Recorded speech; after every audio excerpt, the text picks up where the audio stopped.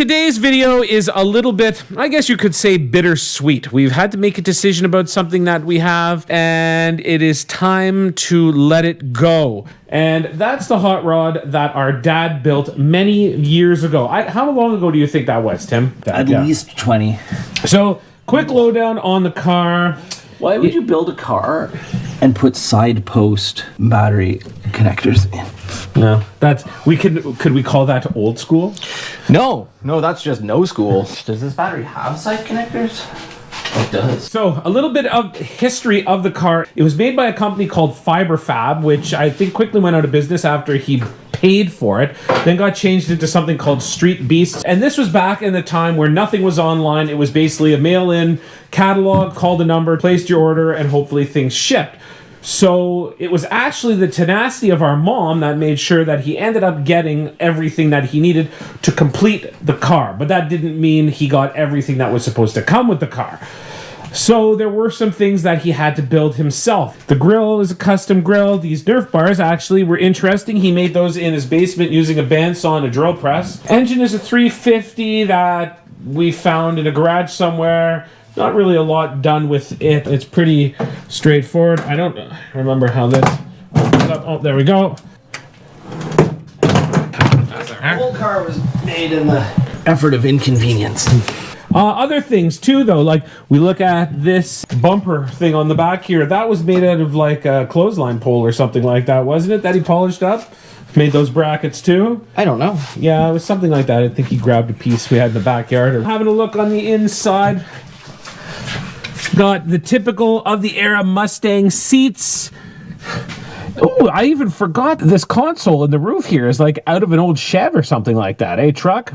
Yeah, it's out of a Suburban. Okay. Again, all of this stuff that you see here on the dashboard, he made everything. He didn't have a lathe, so he just turned these in his drill press in the basement of his house. Nice low car shifter in there. Original old school style vintage air. It wasn't a bad kit, but I think that there's a lot nicer stuff that's out there now. But this was really... The thing about the kit that people didn't like was the fact that the fenders are connected. So these do not come off. But I mean, hey, this was a fiberglass kit in the 90s. Well, there were no steel body kits back then, were there? Yeah, well, Brookwood? Something like that? Is that the Roadsters? They were coming out, but I don't know when they came out. Why use two black wires? Oh, I see what's going on. It's not this. He just used double negatives. This is, so they're both actually, it's not just the color. No, that's right. That has a negative on it, but it's tied to a red pole, so I assumed it was positive, but it does have the extra ground. Well, let's see if I blew some fuses. That's an original Optima battery too. Yes. School stuff. So this is one of the Optima batteries that worked. Our father, I love him, but nothing was done for the sake of convenience. Look at how this cable goes. It's just tight. It's just too short to actually. Oh. It's good, I guess, if you put your battery in the perfect spot every time, but to troubleshoot it, it's not in the right spot. Well, everything had to be very neat and tidy, right? Yeah, my shit's a mess until it works.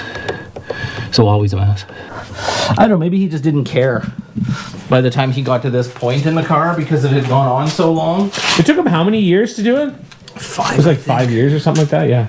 But everything had to be done to a certain degree, right? Again, it was kind of part of the time though, too, right? Like It was the worst time in hot rodding. It was the epitome of the Boyd Coddington, nothing against Boyd Coddington, but the way he finished cars, and everyone jumped on board with that, with like these weird interiors that were all leather wrapped. Hot rods were coming out like a finished car from a shop, right? They didn't have any essence to them. They were just polished cars. If you want a hot rod, you gotta be a little bit afraid. Right? Like your car should have rattles and clanks and bangs, and the idea was, hey, I put this stupid engine in this old car because I want to go fast. what happens when you turn it on? Nothing. This was the problem I had with it last year, was you hook it up and you just get nothing. Well, we know the battery's good because it's been in everything and it works.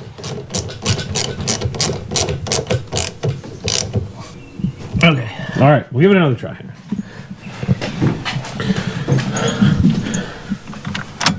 Yep. Yeah, we got lights. Yeah. Should be 3 shots of gas and then turn it over. Okay.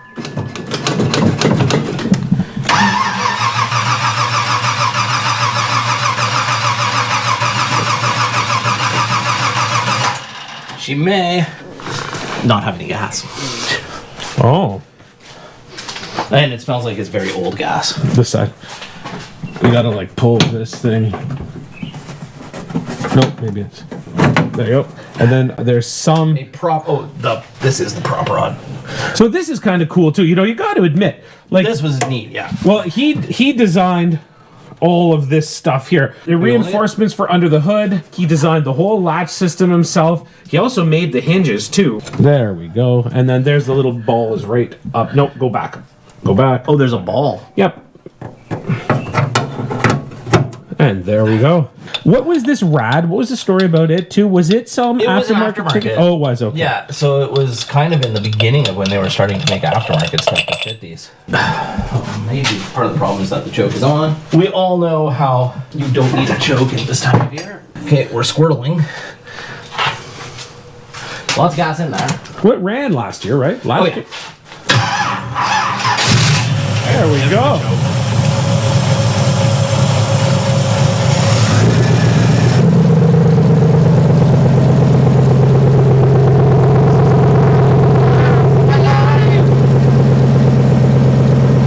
Alternator's alternating.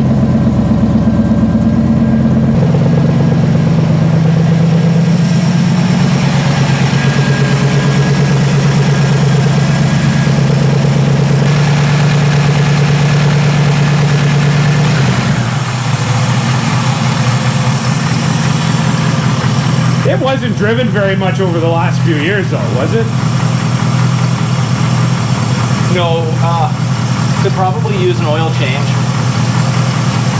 and all that jazz. Yeah. But we're up and running. I'm so used to them being on the other side. Oh yeah. It's low. Oh no. It's, Oh no. Oh, it's okay. And look at, it's 20-year-old oil. How many times a year do you think it was driven when he was driving it? He probably put 1,000 kilometers on this car. Now, that being said, this engine has more than 1,000 kilometers. Yes. That's the restart.